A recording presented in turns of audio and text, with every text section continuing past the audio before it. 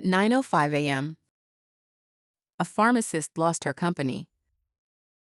Not to thieves, not to debt, but to paperwork. Before that, there was a kiosk and a belief that care came before scale. Forceful Takeover, the LifePlus Chronicles.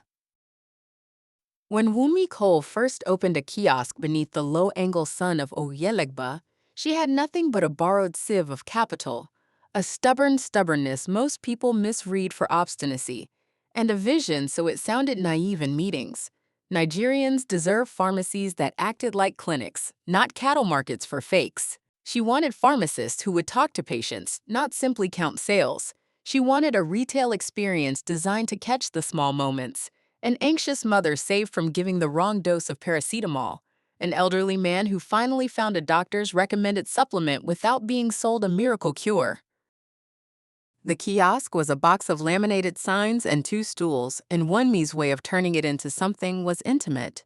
She memorized the faces of her first customers. She learned which streets had backaches tied to factory shifts, which markets were hotspots for counterfeit inhalers, which midwives preferred a certain brand of sterile gloves. She spent evenings rewriting supplier complaints to be gentle but unambiguous. She hired apprentices not for their skills but for their capacity to care. She taught them that the first kindness of a pharmacy was to listen before suggesting. Those soft practices accrued like small credits on a ledger that mattered more to residents of the neighborhoods LifePlus served than to investors. Over the first 5 years, the kiosk grew into a string of shops, each one curated. Shelves with plain labels explaining active ingredients, a corkboard with patient referrals to free clinics, a small counter where a pharmacist might remove his white coat to advise a teenage mother about nutrition. The store smelled, always, of lavender and neem and the faint metallic tang of refrigerated vaccines. The scent became part of LifePlus's identity.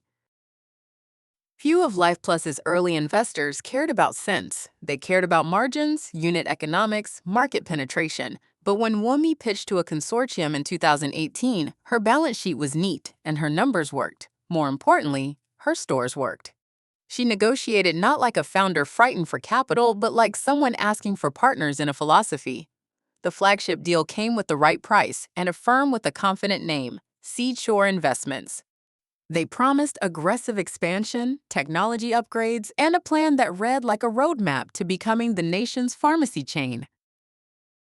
If the founders' agreement had been written in brick and mortar, Wunmi would have owned an entire city. The contract was written in clauses and appendices. In the months after Seedshore's arrival, LifePlus opened 50 new stores. Its supply chain was tightened. A sleek point-of-sale system arrived that promised inventory precision. Seedshore's partners moved in with measured charm. They talked about governance. Tunde, her finance director, called it professionalization. Buki, the COO who'd been with Wunmi for a decade, liked the cash injections. For a moment, the future looked tidy. Yet tidy does not mean the same as safe. The small first discomforts arrived as footnotes. Contracts with suppliers were rebid without Wunmi's sign-off. A new executive associate was placed in the operations team, softly spoken, neatly placed as a liaison. Under the sheen, Seedshore's partners were shifting institutional levers. New board seats, new reporting requirements, covenants that read like power lines tautening across a city. Wunmi protested in boardrooms, and sometimes she won. Sometimes she was advised to accept that growth had a cost. But a founder's intimate knowledge of the business is not the same as the legal protection she thought came with her title. The term sheet gave Seedshore a controlling interest in certain projected milestones, and behind the legal language there were clauses, technical, esoteric, that allowed investors to act if board confidence materially failed. The problem with such clauses is not their existence. The problem is their elasticity. Materially failed can cover an embankment as easily as a pothole. Meanwhile, a quietness developed in the offices. Staff who had once called Wunmi Mama started to use the title Mom in emails. The HR manager, Ada Alowu, a woman whose crisp answers had once been a steadying force, began closing files on her desk between meetings. Ada had been with LifePlus since the second store, part bookkeeper, part confidant, part enforcer when policy needed to be implemented. She kept the employee roster and the institutional memory. Her loyalty until now had been assumed.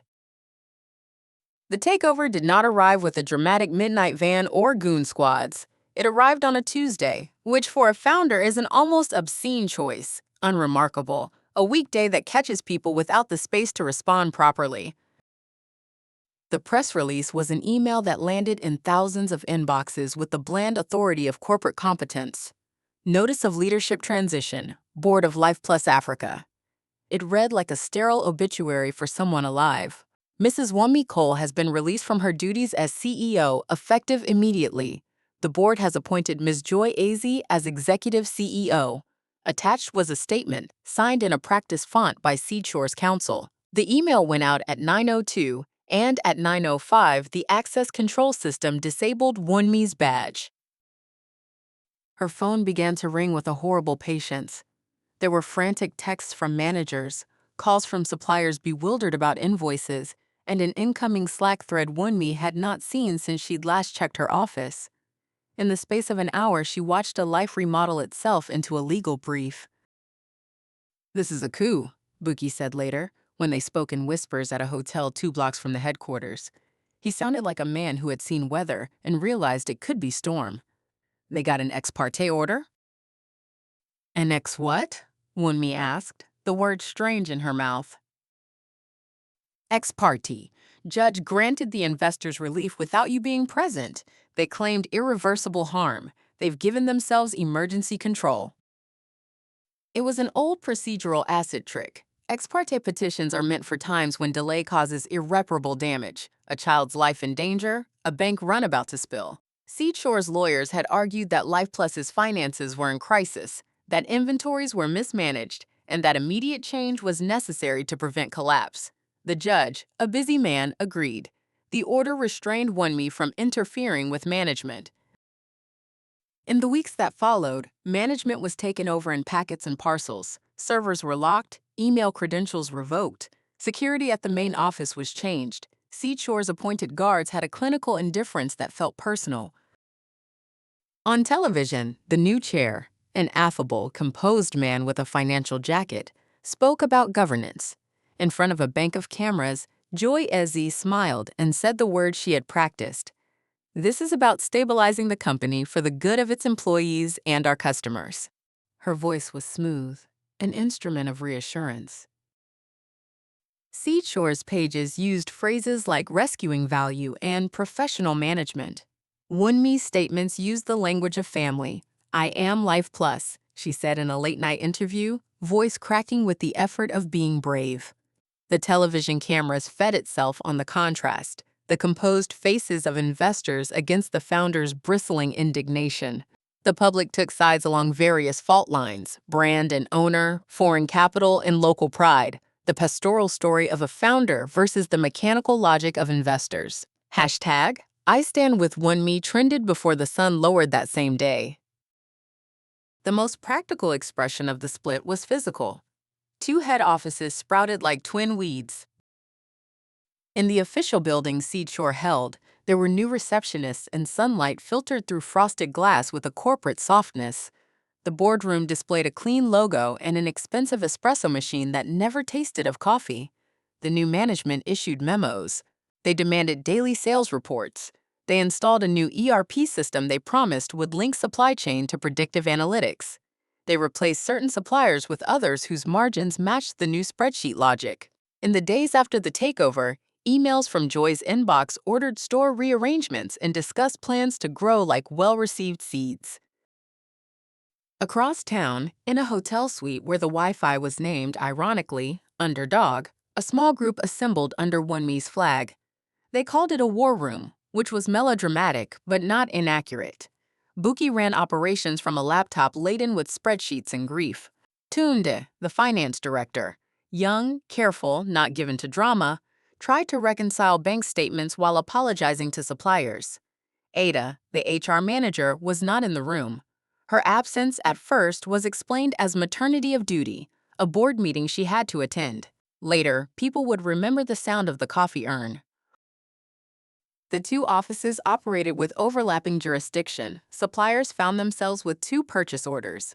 Some stores received conflicting inventory instructions. Pharmacists in certain locations wondered which memo to obey. The day a customer with a severe asthma attack was saved by a pharmacist who refused to follow a new memo about costlier inhaler substitutions, the irony became a moral shudder. The pharmacist, Eboli, carried on her badge the phrase, "Ask me about your medicine," and she did. She bought the inhaler from an old supplier with the last of her petty cash and administered it in the back room, issuing oxygen in conscience. The takeover's violence was administrative, but no less brutal for being so. At the head office, a security guard refused access to a long-serving employee. The employee collapsed on the stairs, and a colleague from the old guard, who had worked with Wunmi for 14 years, sank into the stairwell and sobbed. A day later, someone would post a video of a confrontation in the lobby. It went viral with captions about greed and the erosion of local business. The narrative was now as much theater as it was business. At the stores, the tension was granular and intimate. Area managers received conflicting directives. One day they were told to prioritize the new ERP reporting cadence.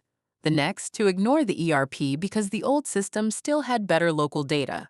Pharmacists worried about procurement. Would the new owners cut corners? Would they accept the cheaper batches? Would staff be pressured to push sales at the expense of proper counsel? In some stores, the changes were subtle. Different cleaning supplies, new product placements. At others, they were brutal. A manager known for being a good listener received a terse email indicating his role was redundant. People began to leave. Old employees, those who had grown up under Wunmi's mentorship and who felt their own identities bound up with the brand, were the first to move on. The lavender scent changed because the hands that folded stock and placed labels carefully were missing. The legal battle was a cartography of injunctions. Seedshore's lawyers, sharp, patient, and well-funded, argued the ex parte order was necessary to protect suppliers, employees, and the long-term health of the company. Wunmi's lawyers, led by a lawyer with an old name and a modern grudge, filed motions to set aside the ex parte order on the grounds of misrepresentation. They pointed to inconsistencies in Seedshore's affidavits. They argued that the grounds for irreparable harm were exaggerated or falsified. The judge adjourned, then adjourned again.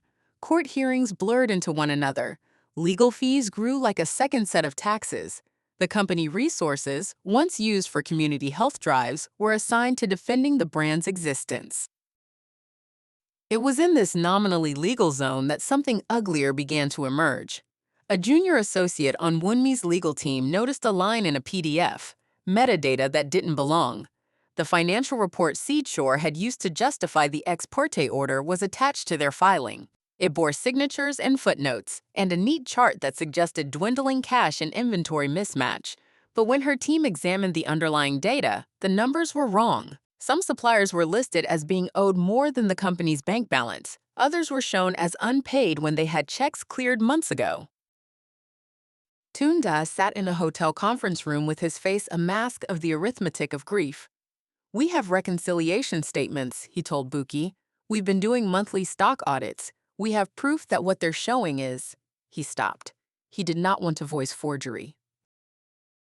But a deeper worry slipped into conversations. Who in the company had access to these documents? Someone with both knowledge and access could create convincing forgeries. The night the first whisper of treachery surfaced, Wunmi sat alone in her garden and drank tea that was too weak. Twitter had been relentless. The hashtag had become a mixture of outrage and negotiation. Someone had photos of a board meeting where a woman who looked like Ada smiled politely while someone else read a script. How many of Wunmi's colleagues had acted under duress, and how many under something else? Conviction, venality, fear. Buki arrived with a man named China Du in tow. China Du was 28 and smelled faintly of new toner. He had been an analyst in another seed fund and had unexpectedly subcontracted into Seedshore's reporting office. He carried with him a printout folded smooth. "I should not be here," he said. "But I couldn't stay." He produced an email chain from his device, a string between an analyst in Seedshore's reporting team and a vendor named Panther Pharma. The email detailed a proposed adjustment to stock reporting in which certain viable stock items were reclassified as expired or obsolete. The motivation was cash, all to tidy up balance sheets and create the depressing language necessary to justify an emergency intervention. The email included a PDF, one that looked like the same report submitted to the court. "You have to understand," China Du said, his voice quick with the knowledge of someone who had seen how a system could be gamed. "There are incentives, bonuses, credit for operational remediation. You show numbers that allow urgent management action, you get control, and you can implement your cost rationalizations." Wunmi read the thread like a map of deceit. "Who signed it?" she asked. The email headers were messy. The attachments bore names, some of them real. One signature was Ida's. "You said Ada?" Buki repeated. His voice had that raw edge of disbelief. Ada had been a steward. Her handwriting favored neatness and a bit of humor in her memos. To see her name was to watch a familiar face in a stranger's photograph. For the rest of the night, they traced access logs, compared versions of the PDF, and checked document properties. The file's metadata suggested it had been composed on a computer that logged into the head office server on a Tuesday afternoon. The account used was shadowed in layers. A Seedshore administrative credential was used to upload the document. Someone had made the PDF in a way that would look legitimate and then delivered it into the legal pipeline.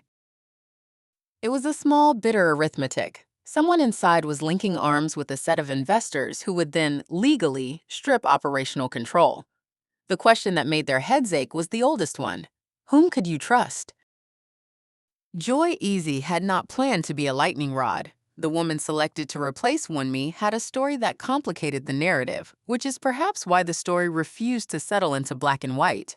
Joy had grown up in a small town in Imo State where pharmacies were a luxury and pharmacies that sold fake drugs were tragedies.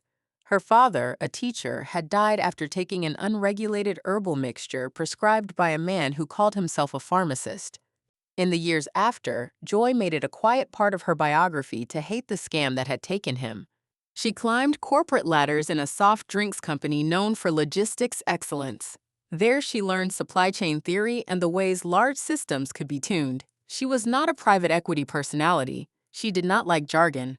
She was, however, competent in ways investors prized. Seedshore recruited her because she commanded retail discipline and because she was willing to be the face of change. When she received the appointment email, she did not feel triumphant. She felt initially like an intruder. In a hotel room on the night she was briefed, Joy stared at the LifePlus logo on a slide and imagined the rows of pharmacists she had seen in the field. Earnest, exhausted, proud.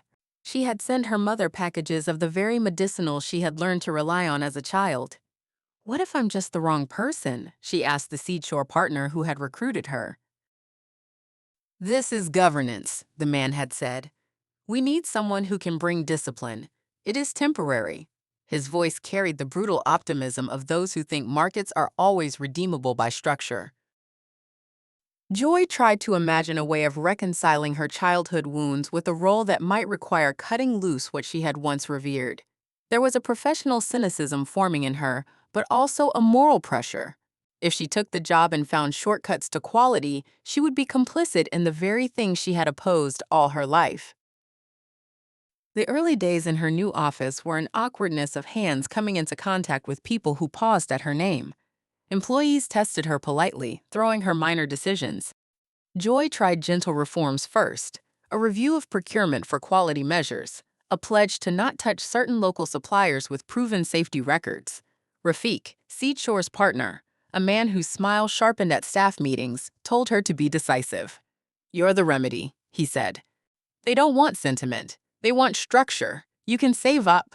He never finished that sentence aloud the way it would have been said in other circles. "You can save us money." Joy's inner life balanced uneasily. She told herself she could be both, a steward of patient safety and an executor of change. She spoke to a few pharmacists in the early days. In a gas station conversation, Ebel told her that the old management had soul and that sometimes the soul was what prevented a poor choice. Joy listened and then promised to feel out the system. But an appointment is not a conversation. It is a set of authorities. Seeds were already pressed into the soil that would determine the orchard. Chinedu's arrival offered Wunmi hope, but hope is a treacherous lens when the enemy is wielding law. The documents he provided were porous with the kind of small lies that manufacture legal necessity. Transactions were retimed. Goods that had been received but declared for return appeared as missing. Audit logs had small holes, minutes where no one had accessed the server, and yet who knew which process might have been used to create an entire narrative of insolvency? They were, in short, enough to make a case for injunctive relief in the right judge's hands. Wunmi's team took them to their lawyers. The lawyers began to file motions to vacate. That legal effort required both time and money. Time favored the investors. Money favored those with the clearest cash flow and the most patient capital. Seedshore had both. The legal counsels exchanged documents, and the public exchanged stories. The hashtag #IStandWithWunmi hashtag filled with round faces of customers and with photographs of staff who had worked long enough to have their own small pilgrimages to the brand. In that month, LifePlus became more than a company. It became a referendum about how business ought to be practiced in a country where many customers had learned to mistrust big players. For all the technicalities and the chessboard strategies, the human consequences were raw. In a store on the mainland, after the new procurement matrix had been implemented, a customer arrived with a shivering infant and a cough that belonged to the thin vocabulary of urgent breath. The pharmacist at the counter, a woman named Ifeoma who had been with LifePlus for 7 years, looked at the cough syrup on the shelf and hesitated. The label had a number that did not match the batcher list. The company used to send her a small circular whenever they cleared a batch. This time she had nothing. She called Buki from the counter. He answered. He was at the alternative head office listening to a conference call and tried to instruct her to use the central system. The central system would take 19 minutes to authorize certain safety checks. The infant's mother was panicking. Ifeoma found, beneath a file in the consultation drawer, a spare nebulizer. She used it. The child's breathing slowed. Later, when asked by a reporter whether life could have been lost to forms, Ifeoma said, "Systems are nothing when a child is being held by a single cup of breath." The story went viral for reasons that uncomfortable folks prefer to pretend are unpredictable. It painted a picture of a company where the old ways, human judgment, stood between life and a small death. For customers, the choice to walk into LifePlus had already been more than an act of purchase. It was a vote, and votes sometimes rebuke not only a company's board but the architecture of capital. Press coverage divided into camps. Some papers ran long, fawning profiles of Seedshore's partners and their turnaround plan. Others published human stories of pharmacists wearing hospital face masks, of community elders who remembered small acts of mercy. Expensive editorial columns debated founder control versus good governance. Political commentators called the case a test of institutionality for a country whose courts had a history of being shaped by wealth. Each day, new op-eds asked whether founders were to be honored regardless of competence, or to be treated as sentimental blockages to efficiency. Journalists dug and found small things that suggested a pattern. Seedshore had exited an investment in a regional retailer 2 years earlier after similar governance interventions and left a fragrance of scandal in its wake. A series of mid-level managers with sudden gardening hobbies and the odd absence of certain regulatory filings. Seedshore pointed to those as isolated. The stories had the tang of one bench of facts and another bench of denials. Wunmi's team used social media to push personal stories. A nurse who told how LifePlus helped stock a clinic during a cholera scare. A teacher who spoke of discounts during strikes. Seedshore's PR emphasized job security and efficiency. Both sides were competing for the same currency, trust, but they had different currencies within their reserves. On a rainy Thursday, a discovery in the quiet of the old server room turned the war into a more prosaic crime scene. Tunde had been poring through old backups when a fragment of data revealed something dimly outraged by its own visibility. A series of autosaves in a 2019 folder from an account logged to SK, C. Kuti, an operations manager who had been with the company for 8 years. Generous and affable, C had been a man who loved logistics and jokes in equal measure. He had once organized a staff party so elaborate they joked later that he deserved a medal for maintaining employee morale. The file paths suggested that the depreciation adjustments and obsolete stock flags had been massaged in a DAC XLSX, which was then converted into the PDF that appeared in court. The version history showed SK as the last save. SK had the access and the time. He was often on late shifts reconciling inventory when others were at home. Why would C. Cootie do such a thing? They tracked Sei down, and he was drinking Milo with a nurse at a corner pharmacy. "It wasn't me," he said. "Not the way you're saying it. I fixed numbers for operational flow, but I wrote for review. People change forms. I didn't send it to the court." His hands trembled. He said it the way a man describes a crime in which he somehow felt like a witness. That night, Wunmi sat up and tried to imagine the anatomy of the betrayal. Who would profit most from a document showing LifePlus in chaos? Investors who wanted immediate control. Who had access to C's files? Seedshore administrators did. Who would be motivated to craft an appearance of insolvency? Those who sought power in the form of legal authority. The outline of motive was not complicated. The contours of collusion were. The litigation moved in waves. Hearings were scheduled on matters of urgency. Witnesses were called. Those who had worked for decades at LifePlus were made to stand in bright lights and answer the sort of questions that make people shrink into small truth.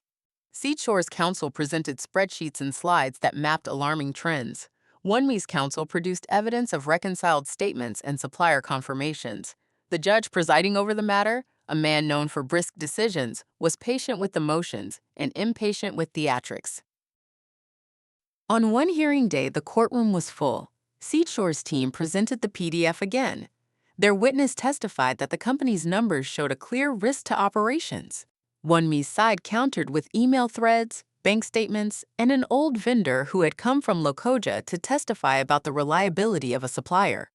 There was something almost mythological about those vendors. People who had cut their hair the way people in Oyo cut their hair. People who lived at the margins and who had been steady to a company until a spreadsheet suggested they were liabilities. The judge observed at one point that the court could not act as a permanent adjudicator of corporate governance. His order granting temporary control had been issued in a zone of urgency. "We are not yet in possession of the full truth," he said. He adjourned. He did not vacate the ex parte order. The temporary control remained a paper that weighted anything Wunmi might attempt. Being a target introduces a clarity most executives never experience. You see who will run to you and who will not. Some suppliers offered conciliatory documents. Some stores wrote desperate letters asking for a stable payroll. Others were silent. The company's social capital, its granulated, messy store of reputational credits, was being spent in payments and in trust. Wunmi's war room grew resourceful. They sent a leaking memo to a journalist that suggested something else was at play, that someone had deliberately created a narrative of crisis. The leak made Seedshore respond with rage. Rafiq's lies, if the leaks were true, maybe would have legal consequences. But in a system where money buys time, not absolute vindication, chaos can be as valuable as victory. Joy Easy, meanwhile, was finding her own internal arguments becoming public. Seedshore pressured her for results. The board measured KPIs that read heartlessly on dashboard lights. She wanted the stores to keep their quality. She found herself telling both sides truths she did not always believe. On the day an elderly pharmacist called her a cute intruder, she wept in the staff washroom and wondered whether being in the middle was a form of cruelty. The first incontrovertible thing that felt like a break occurred late, when someone in the old head office's IT room, a junior who hadn't yet been fired, copied a set of log files to an external drive and sent them to Wunmi's counsel under a false return address. The files were the private kind, the ones one hopes legal discovery never contemplates. IP logs, system admin actions, CSV files with changes. Among them was a chain of file movements in which the conversion from spreadsheet to PDF was noted not as a single timestamp, but as a series of edits by a Seedshore administrative account and, oddly, a user named Adao, corresponding to Ada Ulawu. Ada had always been cautious with documents. On a Saturday in the back room of a store, she used to stand watch like a sentinel. The log showed her account accessed at 1742. The PDF that was used in court is timestamped for a 1745 conversion. The math looked ugly. But metadata can be manufactured. Ada's fingerprints could have been faked. She might have been a dupe as much as a conspirator. Wunmi decided she needed to confront Ada before anything else. Ada had left her desk in the first days, taken a leave she called to be with family. This was a kind of leave that sometimes meant fear, sometimes meant guilt. Wunmi wanted a simple conversation. Her voice was low when she asked to speak with Ada. Ada's eyes carried an exhaustion no camera could capture. Her hands shook slightly when she held Wunmi's. "Ada, you need to tell me," Wunmi said. "Did you sign that file?" Ada did not answer for a long time. In the pause, they both heard clocks somewhere beyond the plastic plants of the hotel. "No," Ada whispered. "But I did sign paperwork. I was asked to sign templates. I thought they were for audits. I never wanted."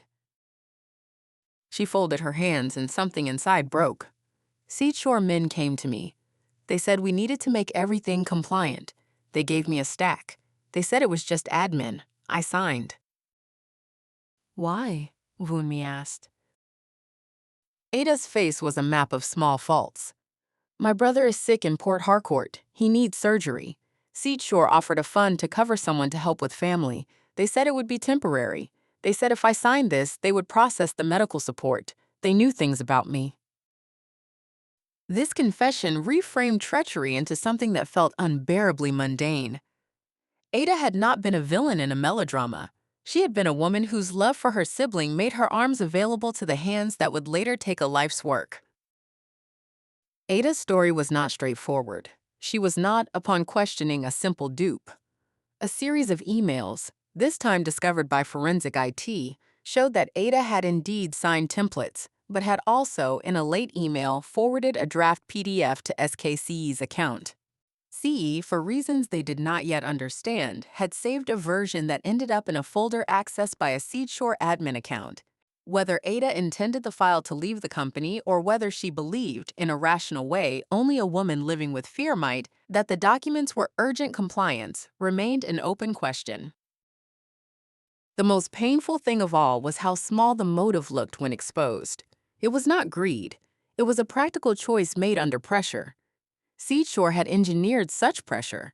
The architecture of leverage in modern finance is often a matter of options and fear. A coin of relief, medical support, had been offered to a woman in exchange for a signature. Her signature moved the machinery. Wunmi slept badly. She tried to imagine how many more Ada Uluwas might exist. Employees who had traded small pieces of stewardship for personal security. She thought of the people in the field who would lose work if her suit failed. She thought of the infant whose breath had been saved because a pharmacist refused to trust a form. She thought of the man who had once called her company a sanctuary and who now found himself bargaining with a spreadsheet. In the legal calendar, the next hearing was a crucible. New evidence had been tendered, metadata and a chain of custody showing that the PDF might have been manufactured. Seedshore's counsel called it circumstantial. They argued that the administrative account might have been compromised. Wunmi's counsel argued bad faith. The judge listened. What neither side anticipated was the appearance of a third party, a competitor named Wellguard, which had quietly expanded into the same markets as LifePlus over the previous decade. Wellguard's CEO, a man named Obi Madu, filed a brief requesting the court be made aware of an interested party pattern that included Seedshore's prior investment activity. He did not publicly allege anything crafty. His brief was pious and measured, but the court, smelling a widening of the field, asked for more time to query third-party conduct. The presence of a competitor complicated things.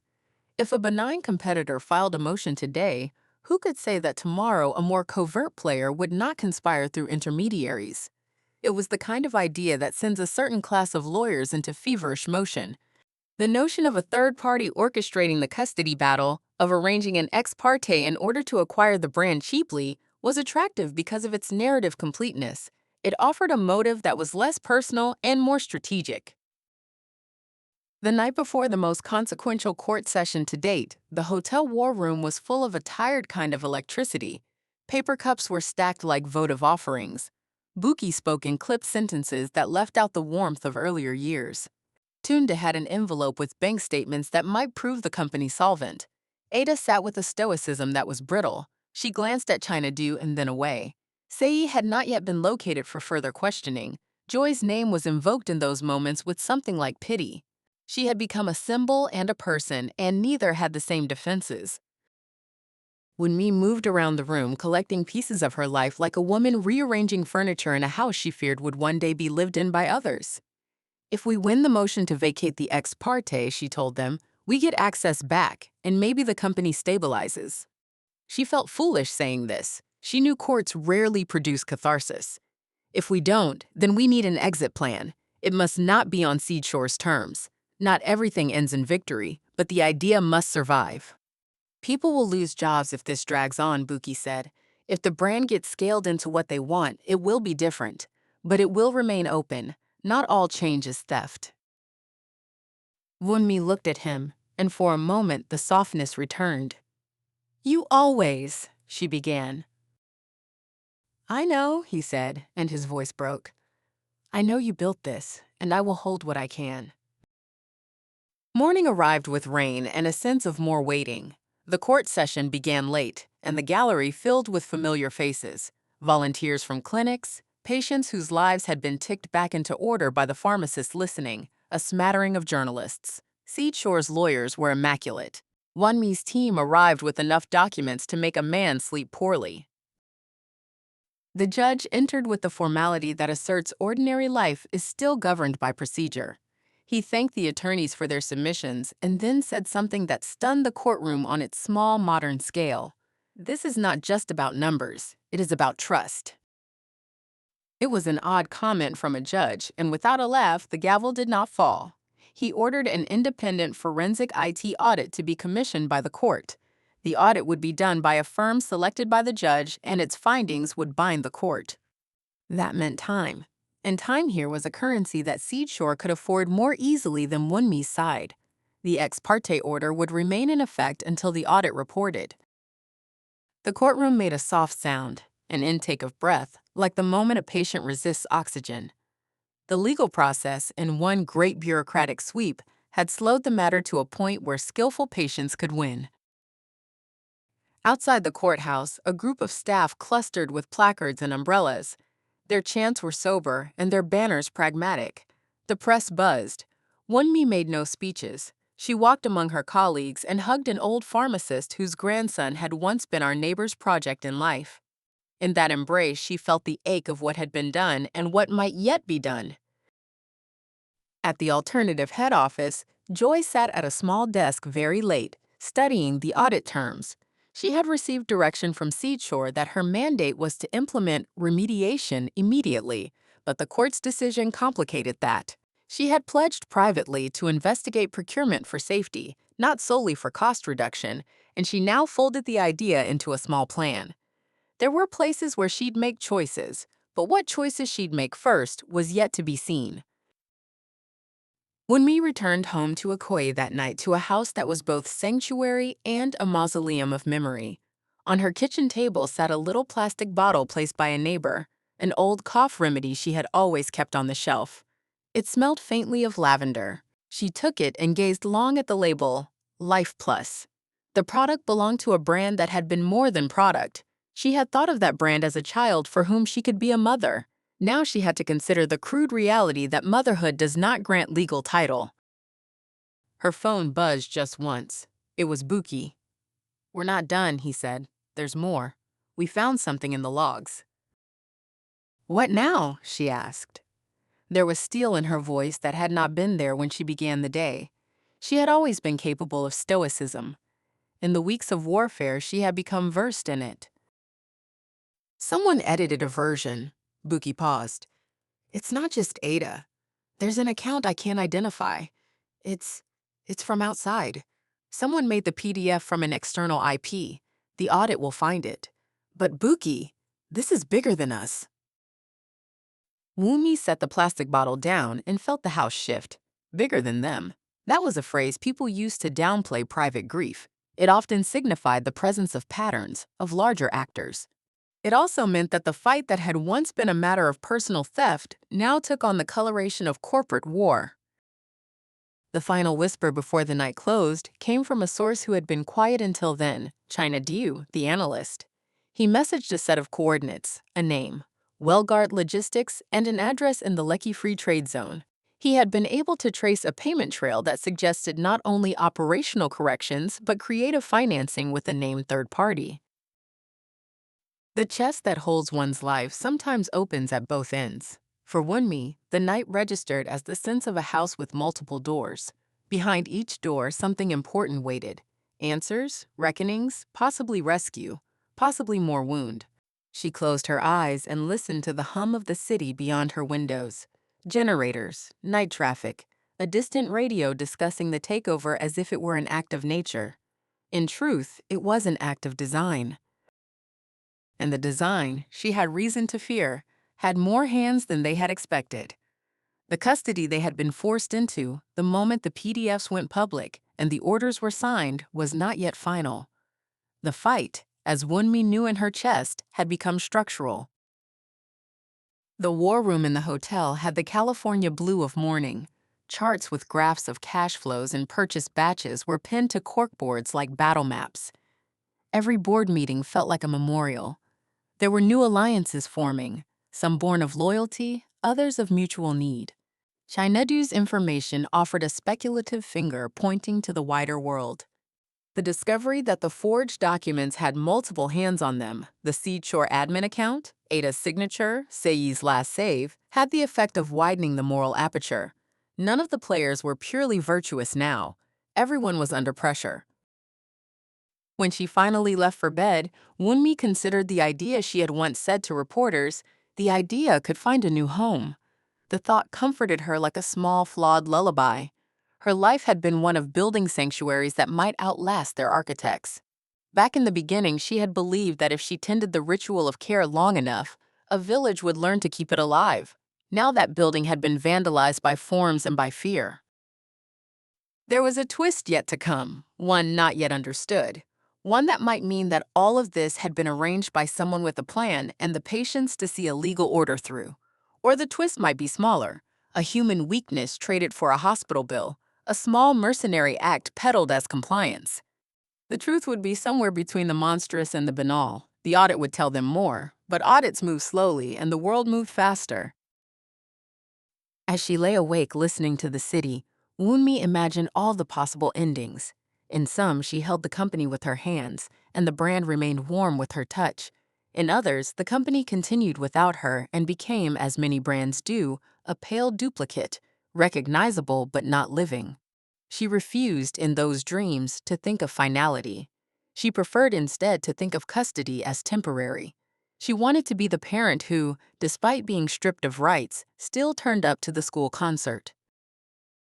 And so she rose the next morning to prepare for a new kind of day, one that would be a lecture to a judge, a rally to a public, a conversation with a woman who had once been her steward and who might now be a key to the truth.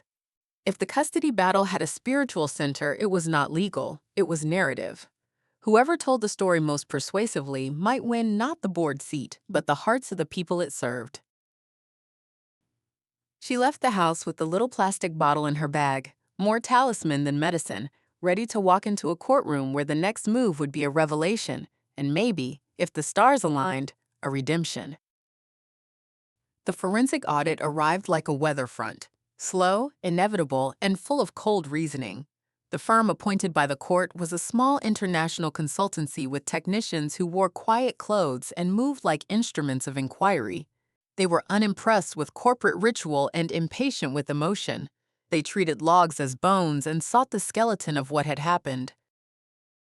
For 3 weeks, they sat in a glass room at the official LifePlus head office and asked for copies of everything. Their questions were precise and small: timestamps, login histories, IP addresses, version hashes. They identified conversion artifacts in the PDF that had been used to justify the ex parte order and traced HTTP requests through a chain of proxies. They discovered an obfuscated IP that resolved eventually into a server registered under Wellguard Logistics, the competitor who had filed the brief in court. The discovery widened the courtroom. Seedshore's counsel argued the presence of WellGuard IP was a red herring, an act of slander by a rival, until the forensic team presented bank records they had subpoenaed, which showed a transfer from a corporate account associated with a WellGuard subsidiary to a shell company called Panther Connect. In the email chain that Chinedu had originally leaked, Panther Pharma and Panther Connect had appeared as vendors in a procurement loop. The auditors flagged the same entities as having been beneficiaries of suspicious payments coinciding with the timing of the forged PDF's creation. Rafiq, Seedshore's partner, produced a denser calm in the face of the findings. "We have no control over WellGuard's external actions," he told the judge one morning. "If a competitor seeks to manipulate market action, that is not an investor's prerogative." But the more the auditors peeled away, the more it looked like a neat choreography. WellGuard's logistics arm, a shell vendor supplying questionable products, and a sequence of documents that painted LifePlus as a failing concern. The auditor's report did not use melodrama. It used sequences. It showed that, on the day the PDF was created, an administrative Seedshore account had accessed several files in a way that suggested an attempt to conceal the originating IP. An anonymization chain was used, and the intermediary had been traced back to a WellGuard server. Panther Connect's invoices had been entered into the ERP by a Seedshore administrator. Hundreds of thousands of naira had flowed from accounts controlled by WellGuard's holding subsidiary to Panther Connect over the prior 6 months. Some payments matched the amounts paid to suppliers newly appointed after the takeover. The report concluded with a careful surgical sentence. Evidence indicates collusion among multiple parties with motive to create an artificial governance crisis that would justify investor-led operational takeover. When the auditor's interim findings were leaked, which happened with the sort of media hunger that admits no ethics, public anger coalesced. The hashtag #IStandWithWunmi movement mutated into hashtag #WhoStoleLifePlus, and the popular press ran scalding pieces about a corporatized robbery carried out with PDFs and proxies. LifePlus's customers felt deceived. Opinion pieces argued that this was more than a fiduciary fight. It was a national culture test. Television anchors invited former regulators who spoke in apocalyptic cadences about the dangers of privatized predation masked as restructuring. A single escalation turned the fight into something that even the government could not ignore. Somewhere during the month that followed the audit, a clinic in Ajegunle reported a death. The clinic had purchased respiratory medication from one LifePlus outlet, product ordered through Panther Pharma after the takeover. An investigation from the clinic's own staff revealed what should not have happened. The inhalers in that shipment were counterfeit. They contained little or no active medication, and one batch had been contaminated by an unknown solvent. The death was the kind of news that has an immediate effect. Faces that were ambiguous in the debate hardened. The government's health ministry issued a preliminary alert. NAVDAC, the National Drug Regulatory Body, launched an emergency inquiry and seized several batches of product. Seedshore's PR team vacillated. Joy Easy, who had been trying to thread a moral middle, watched the headlines and felt her stomach drop. The procurement trail was a map of small betrayals and larger manipulations. Panther Pharma, the vendor that had the prime role in supplying the suspect inhalers, was a nominally private firm registered in a coastal enclave. Its corporate filings were thin and its operators sparse. The auditors found that Panther's invoices were routed through Panther Connect for payment. Panther's warehouse in the Lekki Free Trade Zone had been used as a redistribution hub. The logistics invoices bore a WellGuard return address. When NAVDAC tested the seized inhalers, their lab found that a solvent had been used to dilute the active ingredient. In some units, the active compound was reduced to microscopic traces. The public health response was swift, a national recall and advisories to anyone who had recently bought inhalers. Media footage of pharmacists pulling shelves of seized product made the brand look vulnerable in a way money could not fix. For Wunmi, the news was a dagger. "They put lives at risk for a balance sheet," she said to a reporter, fury giving her voice a gravity that the legal world found unsettling. She had always spoken of patient welfare before profit. Now the language of patients' lives was being wielded in court.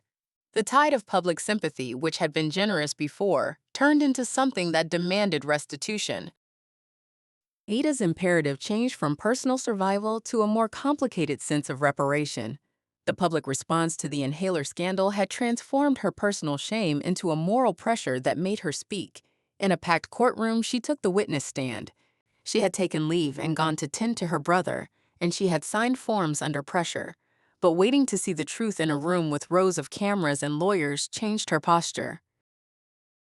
"I was scared," she said simply, and the simplicity of the answer carried a weight that the room could not ignore. She testified that she had signed administrative templates after being told they were compliance forms that would help the company's audit readiness. Later, she corroborated parts of the email chain. She had been given assistance in handling a family support application, and she had been told that she would not need to make further decisions. When the prosecutor asked whether she had been paid or promised compensation, Ada's face reddened. "I was promised help for my brother's surgery," she said. The court, a humane construct often more patient than television, listened. Ada's testimony exposed a mechanism of manipulation that blurred the line between coercion and complicity. Rafik and Seedshore's counsel tried to show her reluctance, but the sequence of payments and the emails to Panther Connect suggested that Seedshore's administrative hand had been active in the vendor selection process during the intervening period. Joy's private dilemma turned public. She had been appointed to bring order, and order, if defined purely by EBITDA, may have required changes that threatened safety. Her early attempts to protect certain suppliers had been overridden by board directives for rapid margin improvement. She had signed off on some procurement changes while hoping to insert quality controls. When the inhaler contamination became public, she felt a moral gravity she could no longer ignore. She had signed procurement orders routing certain products through Panther after being told the new vendors offered better terms and faster delivery. Later, she found herself in a meeting in which the Seedshore partner leaned on her to demonstrate decisive action by adopting vendors with more favorable margins. The day NAVDAQ announced the seizure, Joy made a decision. She called a lawyer and requested a meeting with the court-appointed auditors. She turned over internal memos that showed her protests against Panther's appointment and the minutes of a board meeting where she had explicitly requested third-party quality tests before accepting the new supplier. Those minutes complicated Seedshore's narrative of a tidy, single-handed takeover. They showed a figure within the investor camp who had tried, however imperfectly, to do the right thing. Public sentiment fractured. Some said Joy had been weak. Others argued she had been a fault line under pressure and had made choices in a constrained seat. Her move to cooperate with NAFDAC and the auditors shifted her image from mere outsider to a complex actor who had attempted internal corrections and who now wanted to aid in rectifying harm. Legal consequences accumulated. NAFDAC's probe found the manufacturer of record for the counterfeit inhalers to be an unlicensed facility contracted by Panther. The facility's proprietor had been paid for a job it could not fulfill, apparently a conduit for cheap procurement. The regulatory body referred the matter to the police for criminal investigation. The police opened terrorism-style dossiers on the logistics chain and the money paid through Panther Connect. Seedshore, now in full defensive mode, found itself defending not simply a governance decision, but a corporate entity entangled in product safety failure. The investors alleged that they had acted in good faith and pointed to the ex parte order as a legal measure adopted during a perceived crisis. Yet the forensic auditor's report, the bank trails, and the regulatory findings suggested, at minimum, incompetence in procurement and a failure to enforce basic pharmaceutical quality controls. Some of Seedshore's partners found their reputations tied to the mess. Their private investors started asking harder questions. Investigators followed the money. The trail to Wellguard was not simple: shell companies, wire transfers, intermediary accounts. But for every complexity, there was a single dumb human impulse somewhere in the chain that created a trail. The auditors found a misspecified wire often used to obfuscate a payment and traced it back to a Wellguard executive with a known aggressive acquisition appetite. Wellguard had been growing through a playbook of buyouts, and acquiring LifePlus would give them an inherited brand ready for assimilation. Under pressure, some Wellguard executives named others. An internal Wellguard memo admitted to exploratory discussions with Seedshore-affiliated consultants about market stabilization plans around LifePlus. The memo was opaque, full of euphemism, but it suggested consultative exchange about opportunities. The auditors and the police concluded that Wellgard had paid Panther Connect for a series of services that included data preparation and a logistics overlay. The latter had been used to mask the initial PDF origins. The impression the press seized upon was a narrative of corporate predation, a competitor and a private equity investor working in concert, using manufactured crisis to transfer control of a beloved brand. The story, when set down in headlines, resonated with societies tired of legalism used to mask privatization. The next phase of proceedings was heavy and almost theatrical. Criminal charges were filed against Panther's executives and against certain procurement managers associated with LifePlus post-takeover. Civil suits proliferated. Consumers filed class actions. NAFDAC sought restitution. The court hearings became marathon sessions. For Wunmi, the trial was both vindication and a new grind. She had wanted the company's safety restored more than anything. Courtroom testimony from NAFDAC scientists, from pharmacists who had seen patient harm, and from auditors led to dramatic moments. The prosecutor asked one of the Seedshore administrators whether they had performed independent quality tests. The administrator's answer, that they had relied on vendor-provided certificates, sounded feeble and corporate in a room that wanted morality. During cross-examination, a key witness from Panther's side, a small-time impresario named Mr. Okonkwo, confessed in a moment of weary candor that he had been paid for expedited procurement and had subcontracted production to an outfit that produced counterfeit units. He said he had assumed the product would be tested. He had not expected it to be used in life-saving contexts. It was not the explosive confession people wanted. There was no godfather in a trench coat, but it was a montage of error and miscalculation. In one vivid moment, a mother from the Unknowingly clinic testified about the child they had lost. She spoke without flourish about the trust they had placed in an inhaler with the LifePlus label. Her voice filled the courtroom, and there was no legal argument the judge could make to dismiss the human fact of her grief. The judge's face betrayed no sentiment that could not be administered by the law, but the courtroom's collective mood changed like a city after rain. As the legal storms gathered, Seedshore's partners began to fracture. Some board members, seeing the risk of reputational damage and regulatory fines, sought a quick settlement. Others wanted to hold the line, believing they could defend their actions by the standard fiduciary logic of good faith in an uncertain transition. The partnership disintegrated into factions. Rafiq, who had been the public face of tough action, found himself increasingly isolated. His earlier emails suggesting aggressive cost reductions and the streamlining of procurement were now lit up like flashpoints. Seedshore's majority owner faced pressure from its own funders. They questioned the diligence of an acquisition strategy that overlooked pharmaceutical safety. For people who invested in supply chains because they liked numbers, the idea of product contamination was a new classification of risk, one that affected human lives directly, not just margins. After months of hearings and bad publicity, both sides tired. There were also pragmatic constraints. Even if Wunmi's legal position prevailed, the corporate reality of capital and covenants meant protracted battles would bleed the company dry and leave pharmacies closed. Workers would lose their jobs. Patients would lose access to medicine. In backroom negotiations, a settlement emerged, ugly and complex, not unlike most settlements. The terms, when finally read into the record, were a mixture of restitution, resignation, and limited vindication. Seedshore agreed to financial compensation that would underwrite a foundation dedicated to affordable pharmacy access, funded a recall and a compensation pool for affected patients, and agreed to a mediated update to LifePlus's governance charter requiring an independent safety officer, regular third-party testing, and a community advisory board with veto powers on procurement decisions involving new suppliers. Wunmi accepted a sum that would fund her new venture and to be named in certain public affairs documents as a founder emeritus with an advisory role that had no legal control. She had not regained her CEO office.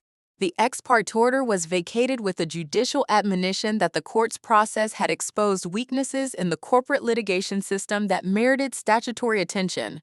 Seedshore retained significant ownership control but agreed to constraints and stricter compliance oversight. The settlement felt imperfect like a stitched wound. It allowed both sides to claim partial victory.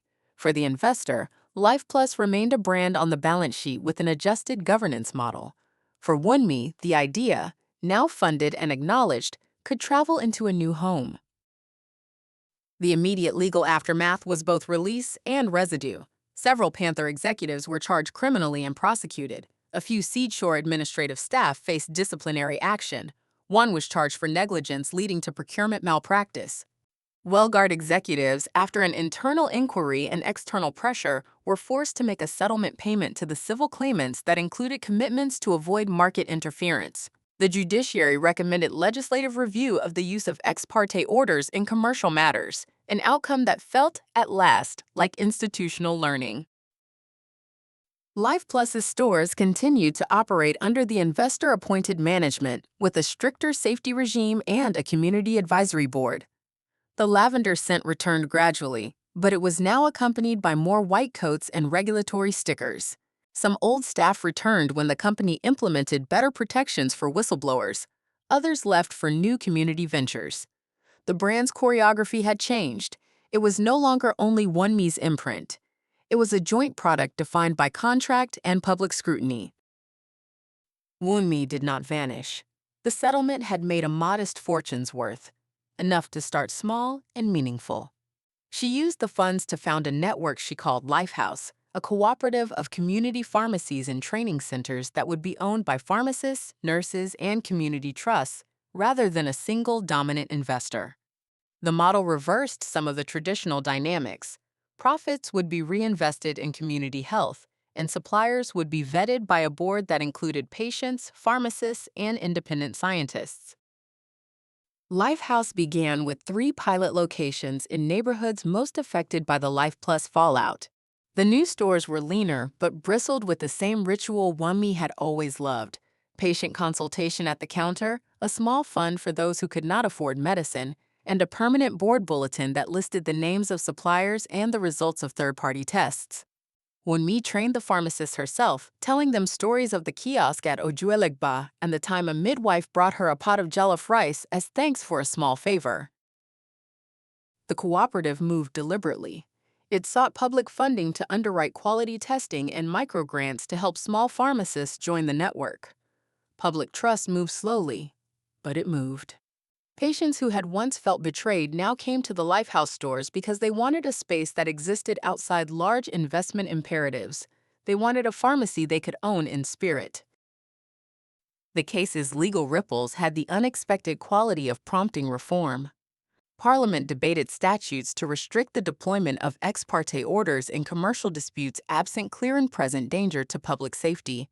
A new schedule required that such orders be accompanied by rapid audits and short timeframes for review. NAFDAC instituted new mandatory random testing for retail chains and harsher penalties for mislabeling and counterfeit distribution. The public conversation shifted. Term sheets were read like scriptures. Founders studied clauses the way new parents study pediatric guides. The phrase, control through covenants, entered startup vernacular, and legal clinics sprang up to advise small businesses about governance. Joy, whose name had been a kind of lightning rod through the entire drama, did not disappear into the shadows. She faced censure and career disruption, but was not ostracized entirely. Her cooperation in revealing procurement lapses and her willingness to testify about internal disagreements earned her a difficult form of respect. She accepted a role in a new industry initiative to build procurement transparency in health retail, a unit jointly funded by NAFDAC and several industry players, intended to standardize supplier audits and to ensure third-party sampling at scale before any new vendor was brought into a chain. Her work felt like penance and opportunity. She had to reckon with the fact that in her quest to demonstrate the efficacy of professionalization, she had not been ferocious enough in protecting the things that make pharmacies sanctuaries. She sought to carry those lessons forward, working to institutionalize the practices she had, in private, always wanted to preserve. Even with court rulings and settlements, not every corner of the story closed neatly. a last twist emerged long after the public had turned to other spectacles. Chinedu, the young analyst whose leaked email had first suggested a conspiracy, received a courier package on a slow afternoon in his new job at an ESG consultancy. Inside was a small flash drive and a note, "For the ones who want the full map." On it were dozens of voice recordings and a set of bank transfers that sketched a deeper set of conversations, private meetings between minor officials, intermediaries, and an unknown figure who used coded language. The recordings did not change the central facts already litigated, but they suggested a longer series of moves across sectors, a sort of ecosystem of opportunists who profited from opacity. Chinedu, now wiser and more cautious, put the drive in a safe. He called Wunmi. "There are more hands," he said, "but they're smaller now. Bite by bite, we pull out the rot." Wunmi listened. She had learned the hard way that the world made room for both villains and victims, and that sometimes the safest revenge was the slow work of repair. She told him to keep it quiet for now. The legal landscape still had teeth that could bite undesirably. She leaned back and thought of the children who would come to her clinics needing reassurance in medicine. She smiled, briefly and with fatigue, and promised to keep building. The closure of the major court contest did not mean the end of vigilance. LifePlus remained operational, but it was no longer the clean emblem of a founder's soul. It was a corporate entity carrying scars. Lifehouse grew slowly, attracting pharmacists who believed in a different model. NAFDAC's reforms improved surveillance, but could not root out every counterfeit ring. Private equity firms tightened their practices. Founders learned to negotiate governance clauses differently. For Wunmi, the custody she had lost had been transformed into a different kind of guardianship. She no longer held legal title to the flagship stores, but she had a new constituency, pharmacists and communities who believed that medicine should not be a point of exploitation. She had also learned the bitter arithmetic of how legal tools could be weaponized. She spent many evenings at panel discussions arguing for systemic change, not the kind that makes good television, but the kind that changes clauses. She often stood unexpectedly in the doorway of the old flagship store, watching shoppers move through aisles. The lavender scent was present but mixed with the antiseptic tang of regulation. Inside, some former staff had returned under new agreements. The face on the brand's letterhead had changed, and that change was ultimately the thing the investors had wanted. But the idea of trustworthy, accessible healthcare had survived and found new places to live.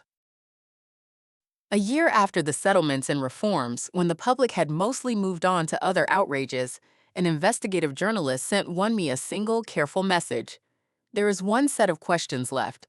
Are you willing to be patient until we can look through the rest?"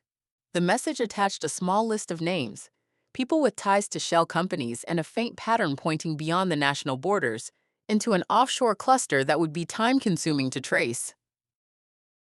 Wunmi replied the way she had done most things in her life, slowly and with tempered hope. "Yes," she wrote, "we don't always find every thief, but we do what we can." That night, she walked to the community pharmacy in a neighborhood that had once been her first market. A child who had been treated there years ago ran up and hugged her. "Auntie Wunmi!" he cried, and she laughed with the kind of laughter that held sorrow and repair together. For a moment, the vast machinery of takeover, litigation, and regulatory reform felt like background noise to the present joy of being greeted like someone who had given something small and important. There were final things undone, and there always would be. The world made room for new battles. But for now, in a city that continued to hum with generator sound and taxi horns, and the particular music of a place that insisted on being alive, Wunmi stood in the doorway and watched the scent of lavender drift across her new world. Unfinished, complicated, and, in a way, permanent. The custody battle had not ended in the neatness she once imagined. It had rewritten the terms of ownership in public life. It had exposed the fragility of trust and the brutal tools capitalists used when they wanted to move a brand like a chess piece.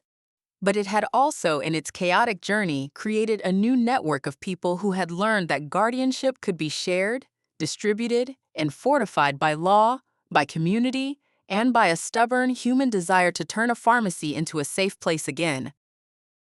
And on a narrow street in the early evening, Wunmi, who had once called the business her child and who had felt that child taken, watched small hands accept medicine and counsel. That, finally, felt like a kind of custody after all.